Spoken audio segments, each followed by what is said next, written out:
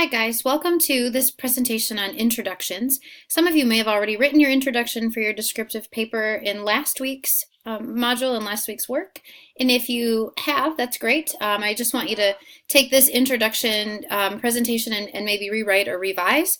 If you haven't written your introduction yet, use these introduction ideas as possible motivators to get your introduction written.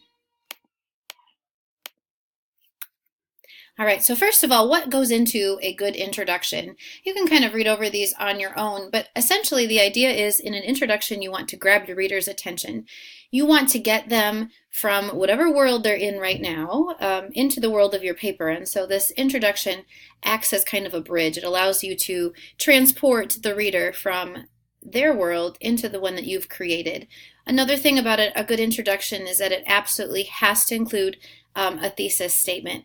And doing some preparation for this presentation, a lot of times what would come up would be a movie trailer.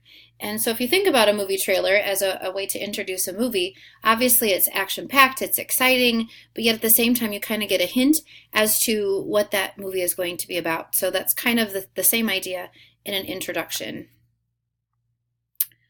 All right, so why bother writing a good introduction? Well, I would say that first of all, it is the first impression, the first thing that a reader is going to encounter in coming across your essay. Is it worth reading? Do they want to continue? Does it hold their attention? It gives that first impression, and much like when we meet someone, first impressions can tell us a lot. And sometimes, even if you have an outstanding introduction, you're still thinking about the intro even as you're on paragraph 3 because it's made that much of an impression upon you. It also provides a roadmap for the rest of your paper. Our brains like to know where we're going and where we're headed, and so the introduction can act as a roadmap for the rest of your paper. It includes your thesis, and so that thesis will tell us what points we're going to hit along the way to the end of your paper. So those are reasons why you want to write a good introduction. I don't know, maybe some of you have seen this in high school, other college classes perhaps, but a lot of times the introduction is shaped like an upside down triangle. And the reason why it's done that way is that it starts out very broadly and it gets more and more narrow as you run down to your thesis statement. For example, that lead sentence is supposed to be there to grab our attention, and it may have nothing at all to do with your topic. It might be something kind of off the wall. It might be a surprising fact that might have a tie to your topic, and it may not. And eventually, though, what happens is your statements get more and more specific until they eventually get to your thesis statement, which is the most specific sentence in this particular paper. It should give us exactly what it is that you're going to write about throughout the rest of the paper. Now here are some different ways to begin introductions. And I know in one of the presentations from YouTube it says not to begin with a quotation, and I would say to use that sparingly, or to really only use it if you have a really great quote that you think really hits your topic out of the park. Otherwise I would keep it to your own thoughts and your own feelings, but you can use a quotation from someone who is a character in a book or a movie, a historical figure, some kind of a politician or an authority figure. Those are all okay ways to begin an introduction. And there is an example by Frederick Douglass down at the bottom if you were talking about maybe education or some education-related topic. You might use a statement by an authority or by an expert, which is similar to the quote. And what it's going to do, especially if you're writing like a research piece or an argumentative piece, is it's going to give credibility to your thesis or to your argument. It doesn't always have to be someone famous, although it's usually better if it is, because that way we can prove our credibility.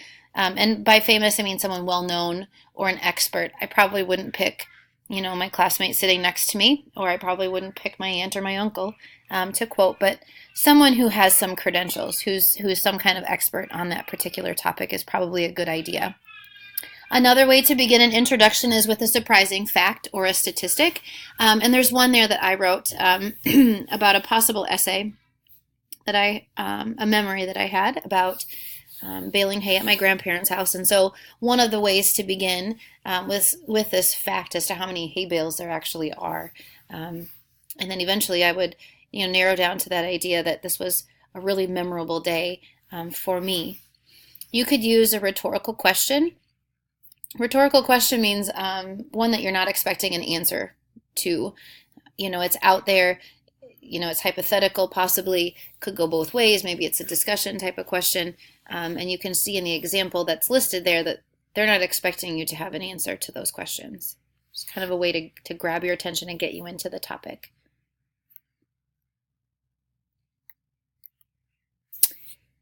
You may provide interesting background or show the significance of the topic. And this is one that might work particularly well for your descriptive essay. And again, I wrote just a quick introduction about this haymaking episode that I had. And it shows the significance. My grandpa was a pretty important person in my life, and he taught me a lot of things.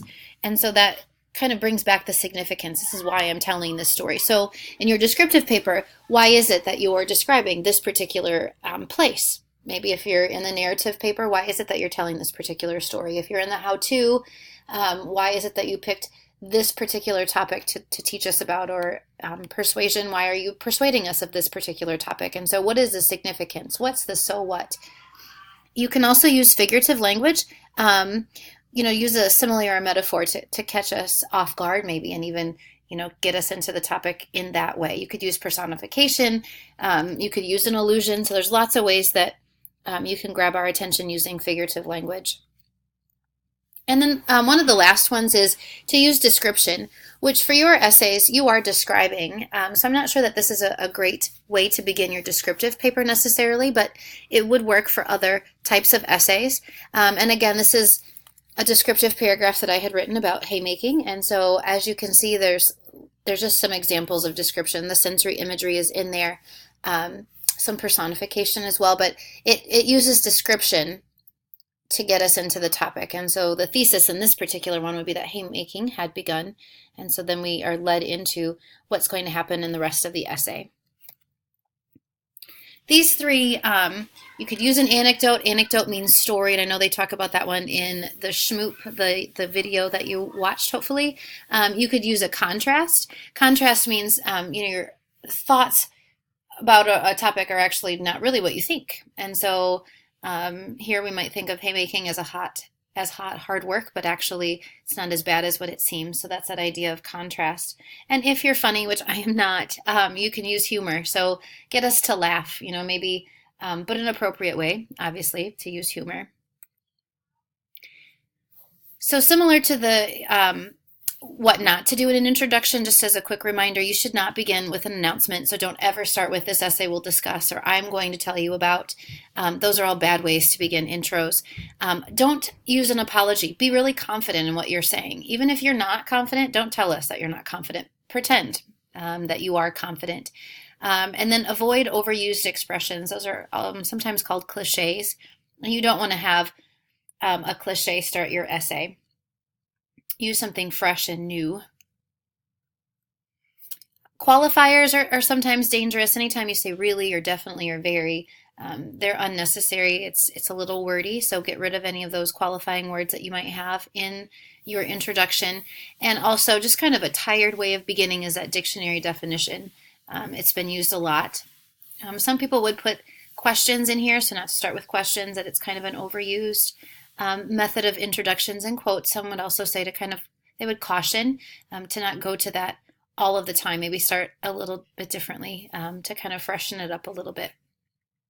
All right, your work now is to compose, if you haven't already done so, or to rewrite your introduction using one of the ways mentioned either in this presentation or in those Schmoop videos. I wish you luck. And again, any questions or concerns, you can shoot me an email or give me a call.